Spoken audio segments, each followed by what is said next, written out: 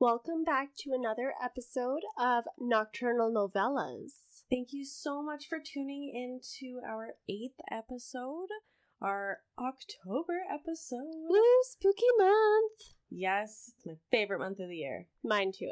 I'm really sad that it's almost over. It's kind of flashed by, and that really depresses me because that means winter is upon us. Oh, I know. We are heading into the deep freeze real quick. Not a fan. No.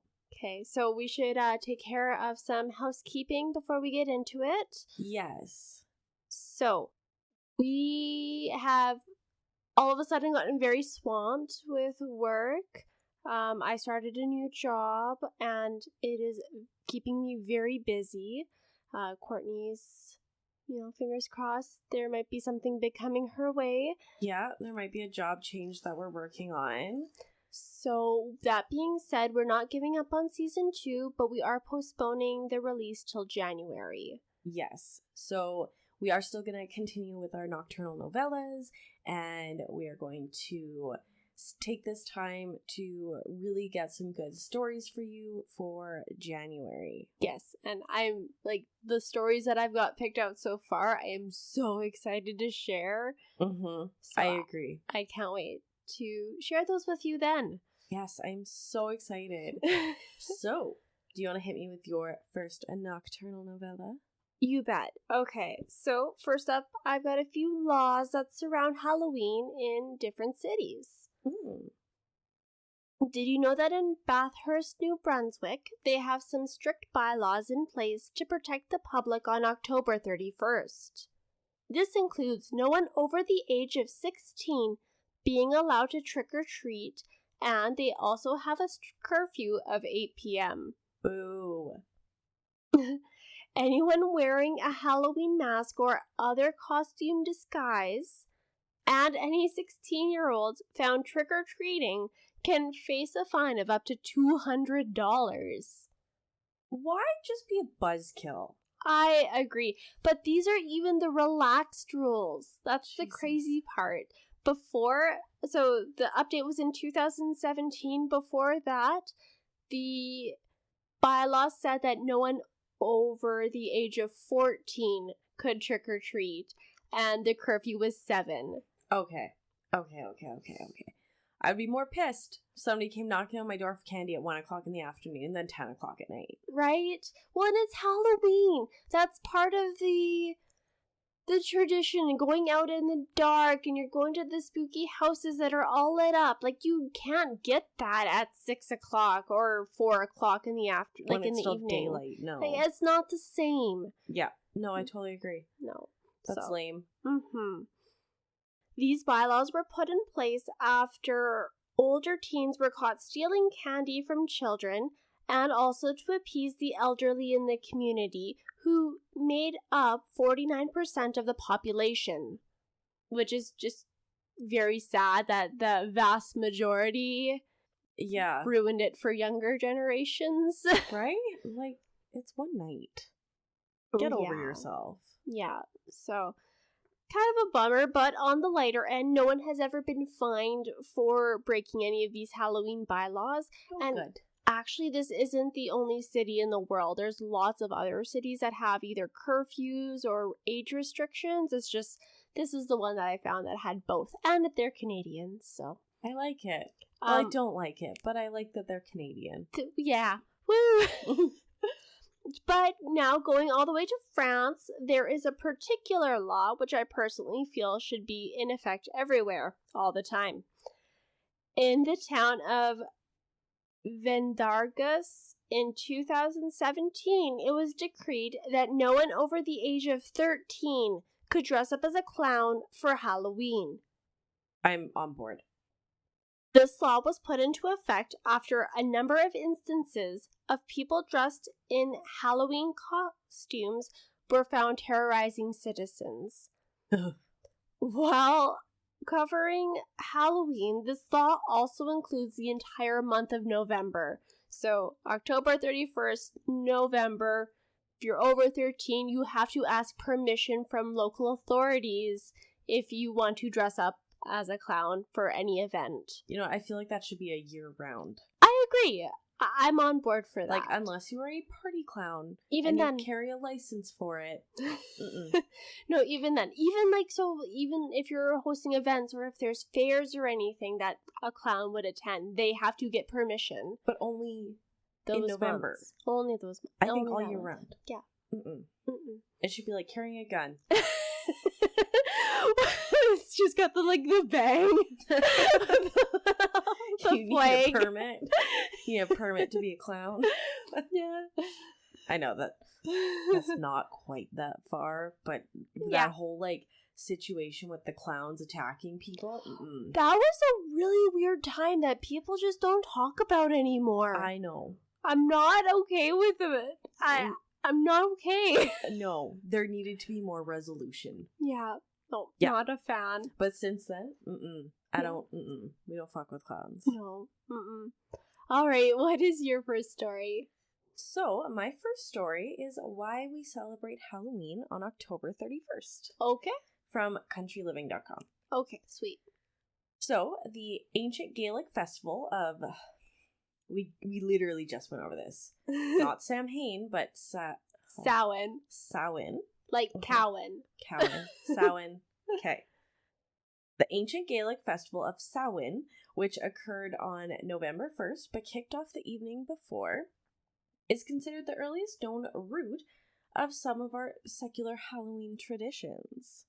It marked a pivotal time of year when seasons changed, but more importantly, observers also believed that the boundary between this world and the next became especially thin, enabling them to connect with the dead. This belief is shared by some other cultures.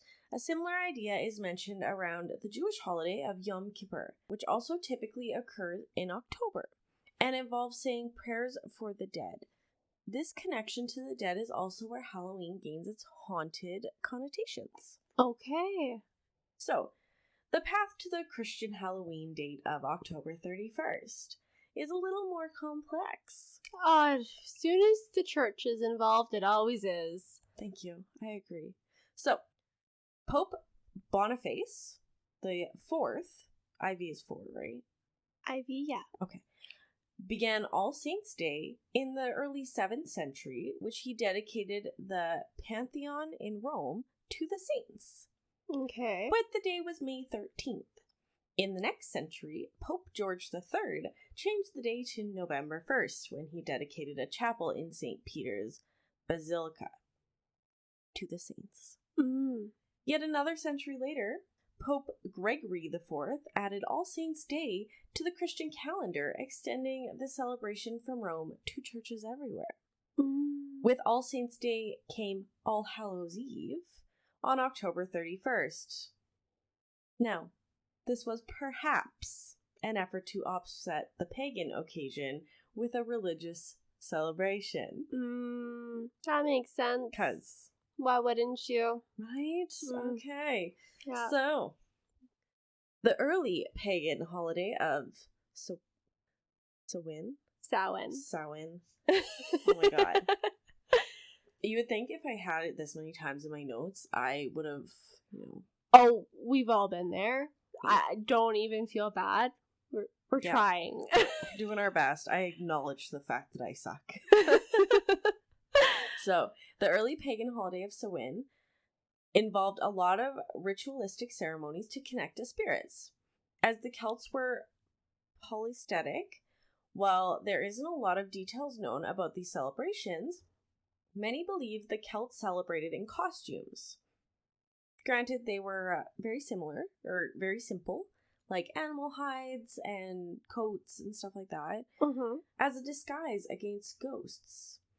They enjoyed special feasts and made lanterns by hollowing out gourds, hence the history of jack-o'-lanterns. Nice. Over time, as Christianity took over, the pagan undertones of the holiday were lessened. The basic traditions of the holiday remained a part of pop culture every year. They just simply evolved to the modernization that they are today. Nice. So that is some history on Halloween.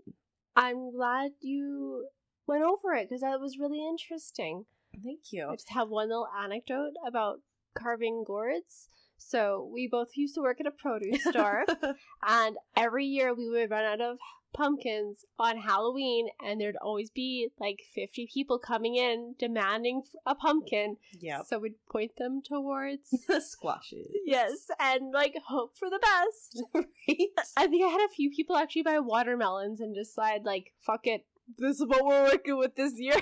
Yep, totally. Oh, that's too funny. That's just always what I picture now.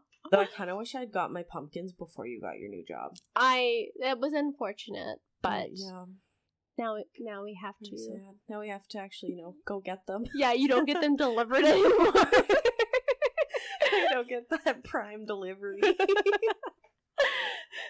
Oh my gosh. So what's your next story? So my next topic is kind of Halloween adjacent. Like, I was looking for just like, my weird kind of crime, and this one just like, it's not really Halloween. It just like kind of reminded me of Halloween. Okay. So from Oxygen.com, the article title is Former Priest and 2 Dominatrixes Charged with Vandalism After Alleged Altar Threesome. Okay. The evening of September 29th, a passerby was walking past a Catholic church in Pearl River, Louisiana, when they noticed the lights were on. Peeking through the windows was quite the sight, as Travis John Clark, the priest, was engaged in sex acts with 2 women wearing corsets and high heels on top of the altar. The horror. The scandal. Why would you peek? I'm sorry, this is that person's fault. You don't want to, if you don't want to risk seeing something... Oh, I agree. You shouldn't go peeking. No, it's like going through people's photos. If they show you a photo, don't swipe. Because you never know what you're coming across. No, it's your own damn fault. Yeah, and you can't be mad at that person for what you see. Right. Uh-huh. Golden rule. Well, the shocked witness took the time to record the portion of the activities. What an asshole. Before contacting law enforcement, and they handed that video as evidence to the authorities as well. Sorry, were they in a church or in somebody's house? They were in a church. Oh, okay. They were in a church, so... That was some godly activity they were doing. Okay. Yeah, I mean, someone was seeing God. I'm sorry for any religious viewers, listeners. Thank God there's no viewers. This is true. Okay. Okay. So on the scene, police found sex toys, stage lighting, and a cell phone on a tripod, also recording the salacious events. The 37-year-old priest and both women were booked on obscenity charges, which under Louisiana law includes having sex in any place open to public view. Oh. These charges were later reduced to knowingly vandalizing, defacing, or otherwise damaging property and causing damage between $500 and $50,000. Was it the Pope of that church? Priest. Or priest of that church? I believe so. From what it sounds like it was. Okay. So, it was his building. Well, Clark was removed from his position as a priest one day after the incident. The Archbishop of New Orleans found the events deplorable. Quote, his desecration of the altar in church was demonic, he said. Did they call the tape the banging altar? No. Okay. I am infuriated by his actions. When the details became clear, we had the altar removed and burned. End quote. So that was not a holy... No, that was demonic, homie. Okay. Yeah. Okay. Yeah. So both of the professional dominatrixes, who were Mindy Dixon, age 41, and Melissa Chang, 28, were both there of their own volition. The acts that transpired were consensual, and the group had been enjoying a planned roleplay fantasy before being rudely interrupted. So I think the biggest takeaway from the story is... mind your business. Right? If you see something you don't like that's not hurting anybody else, Just leave it alone. Mind your business. Yeah. Nope, I agree. That's some bullshit. Like, I mean... Should they have been doing it in a church on the altar? Probably not. I mean, like, this is not the best place to do it, but I mean, it would have made a great tape. It would have. So... Also, I feel like there is worse places to do it. You know what? That is very true. You know, on a public bus is definitely a worse place to do it. Yep, there's way worse. Right. Way, way worse. So... I feel like this Karen should have just kept on walking. But here we are. Here we are. Okay, what is your next story? My next story is a game you should play on Halloween. Ooh! And you know what? Because this comes out, the 28th? You got time to... Okay, I'm actually going to preface this that, like, anything that happens with this game, we are not reliable. Well, we're not, but, like, if you want to do it, we're giving you plenty of notice. Right? Like, just, we're not endorsing it. Nudge, nudge, do with this as you want, but we are not responsible of the outcome. Obviously, of course. That goes without say. But, I mean, we have to say it, but we're also saying if you want to, you've got time. Maybe, let us know how it goes. If you survive. If you so happen to do this. Dun dun dun. But, we are playing the Dry Bones game by Happy Dappy. Slate. Holodappy.com. Happy Dappy. Can you tell it's almost bedtime? Okay, so Dry Bones is a demon. He likes to play hide and seek with you. If you win, he can be generous. This game is so dangerous that just thinking about it can summon Dry Bones. What? And now you're telling us about it. Sure am. Okay, cool. It can summon Dry Bones to you before you're even ready to start the game. And if you think that's happening, get the hell out of the house until morning. Cool. But to properly begin the game, you're supposed to summon Dry Bones with a match in the bathroom and invite him to play at precisely 12:01 a.m. While you think of a prize you want, and it must be something realistic. That's bull. I don't want realistic prizes. So, Dry Bones will make his presence known by moaning. And at that point, try not to make any sudden movements. Get to your hiding place and wait it out. If he doesn't find you by 3 a.m., you can come out and tell him to leave. That's how you win. Your wish will be sitting outside your front door in the morning. Oh my god. If he finds you, however, you lose. And you lose big. Sadly, no one actually knows what happens if he finds you because no one has apparently admitted to losing. Okay. Maybe they're scared silent or maybe they didn't live to tell the tale. No, not a fan. The biggest warning with this game is not to wish for someone to be hurt or killed. Apparently, Dry Bones thinks this should require more than a measly game of hide and seek, and you will not like the price for such a wish. One more warning, never play more than once. Although some might say once is once too many. Damn. Dry Bones. Ooh, spooky. I dare you to play it. Oh my god. See, my house is not big enough to play a game like this, Courtney. No, I would die. You would. You would not last very long. No, there is like 2 hiding places, and I'm sure Bone Daddy here would be able to find me real quick. You could just, you're a small person, you could, contort yourself into the cat box. Nothing is worth that. Nothing realistic is worth that. We all know Bone Daddy ain't going in the cat box. Can only hope. Okay, so I'm going to cover a strange death last. Ooh. So way back in the year... Sorry, so this is a little bit longer, but I thought it was interesting. Okay. Way back in the year 1903, a man who lived in Puna, Hawaii, was incredibly sick.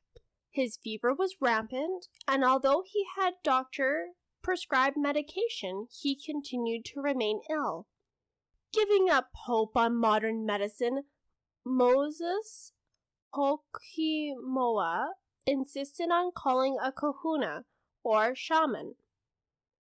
24-year-old Kahuna Makayo was available, and upon seeing the sickly man, stated that he was in fact possessed by red devils. All of the medicine the doctor had prescribed was thrown away, and the faith healer got to work. Now damn that modern medicine. Right? It was like, I mean, it's 1903, so what's modern medicine then, right? Okay. Right? So, like, I mean, could it work? Maybe, but just drink some water, bro. Okay. Anyways, so it should be noted that Kahuna Makayo had started learning and practicing Kahunaism since he was 18 years old. And he seemed to be really good-natured. He had a kind face, all that good stuff. Was he 19 years old? He was 24. Okay. So he had a few years of faith healing under his belt. Okay. When asked by reporters later on how many people he had cured, the Kahuna had claimed more than 50. As a faith healer, the majority of his visits to the ill were the same.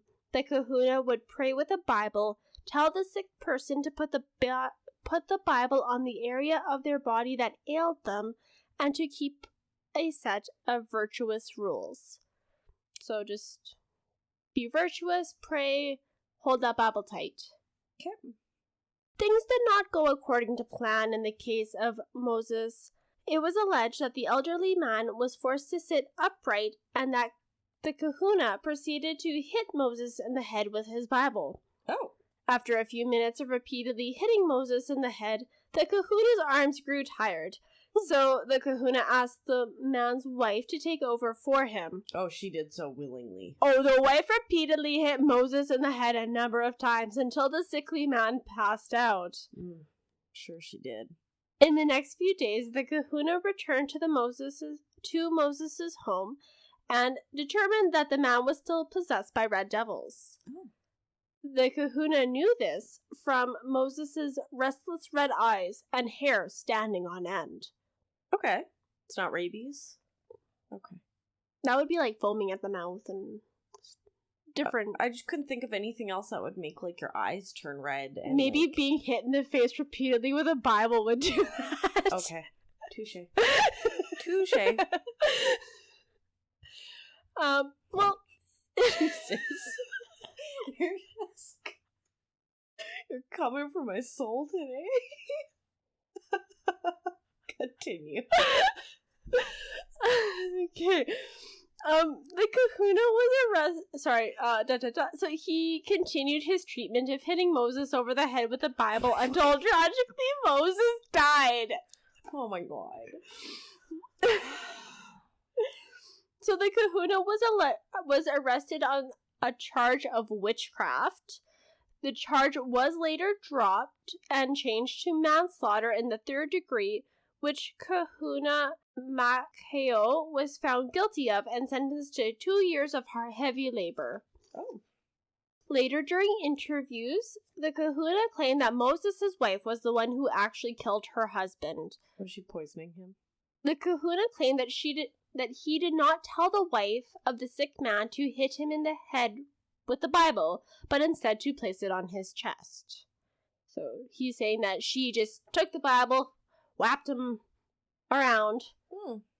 The Kahuna also claims that he told her to follow the virtuous rules such as not gambling, drinking, or going out with other men, which she did not do. Well, she's not the one ailed. Right, so... why should her husband's disability affect her life? It's 1903. I'm thinking from 2022, Courtney. I know. I agree. You're sick? That's nice. Sucks for going out drinking and gambling. Sucks to sucks her.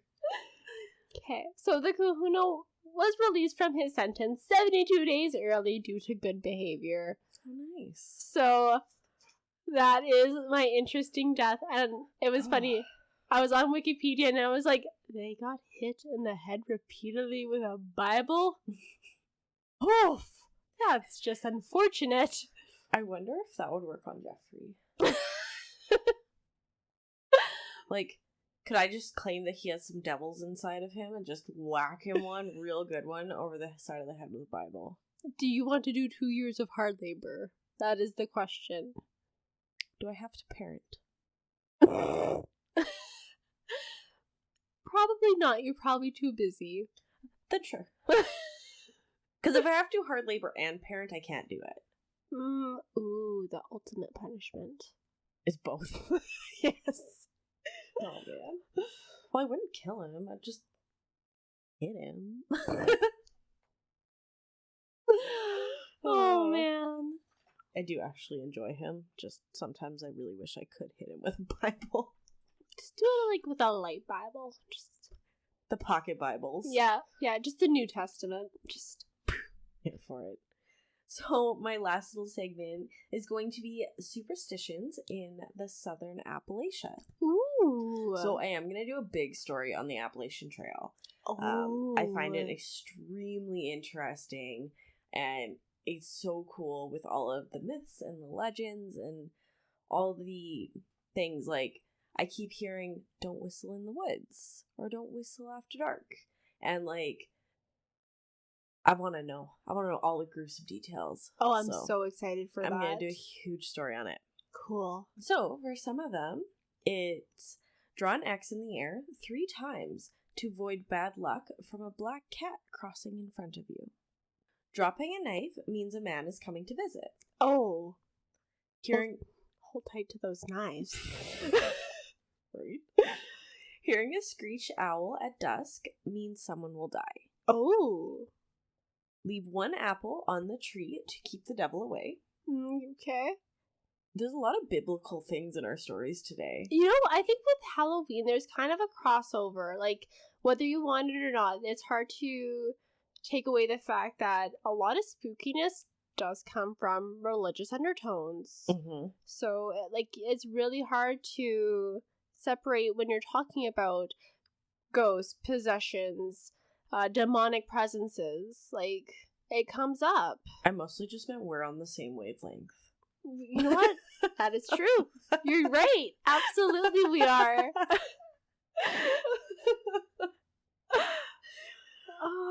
Women should not do any canning or gardening during their period. Oh my god, that sounds like heaven. Do you do a lot of canning and gardening? Not on my period.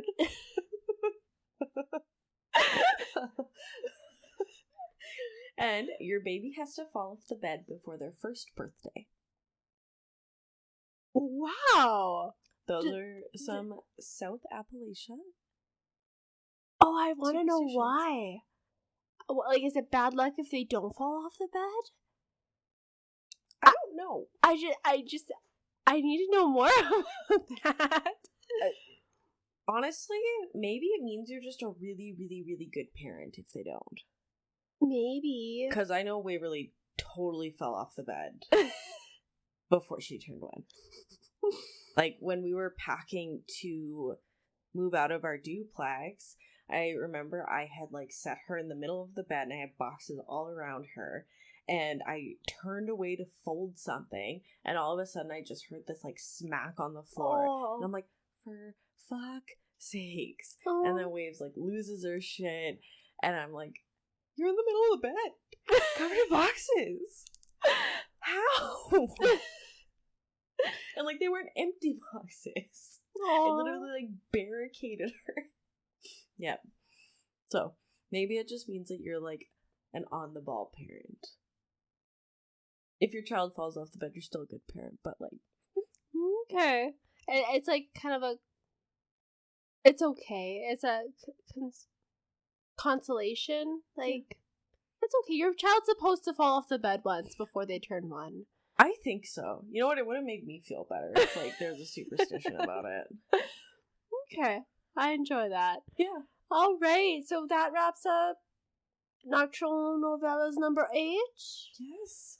Thank you so much for tuning in, and please make sure to listen every month for our Nocturnal Novellas. Yeah, and, you know, follow us on Instagram, Facebook. That's pretty much our main social medias that we use. Yes, it is. We do have a website, so feel free to go check that out, and we will see you next month. Absolutely. Bye. Bye.